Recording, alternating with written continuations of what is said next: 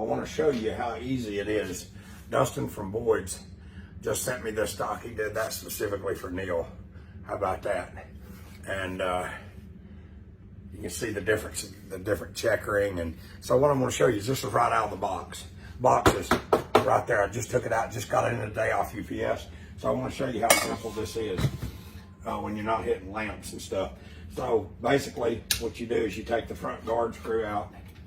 I'll remove the magazine, the detachable mag. There's a chassis down in there, and I see I got a vise there with a piece of leather that holds that. So you just pull these screws, and the Boyds stock actually comes with another screw that goes in the rear.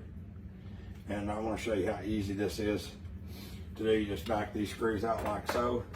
You're going to retain the front screw. You're going to keep that.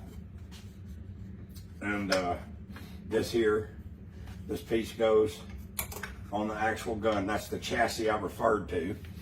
So that's that Mossberg stock. This is again the Patriot. Some really cool guns. And I may have to move it a little bit. Let's see, depending on where the stock hits the barrel. We got to get that aligned. And of course, take this tape off this right here. There's your screw that come with it, and the trigger guard's already in place. And it's not very hard. You just got to kind of align everything and make it all work. And this chassis was pushed into the stock, so I'm assuming I want my screw for the rear. So we'll keep that back here, and we'll see how easy this is. First time I ever touched one of these. So as far as putting a stock on a different gun, so you push it down on there, you want to get it real tight. And what you never want to do is a lot of people get nuts when they're tightening stuff. And I just want to try to get everything kind of seated, and I'll readjust in a minute. I just snug that up, and then that rear screw. I just wanted to show you kind of how easy that is. Kind of snug that rear. Everybody wants to over tighten this rear screw, and this screw back here is simply, this screw right here is simply to hold that trigger guard in place.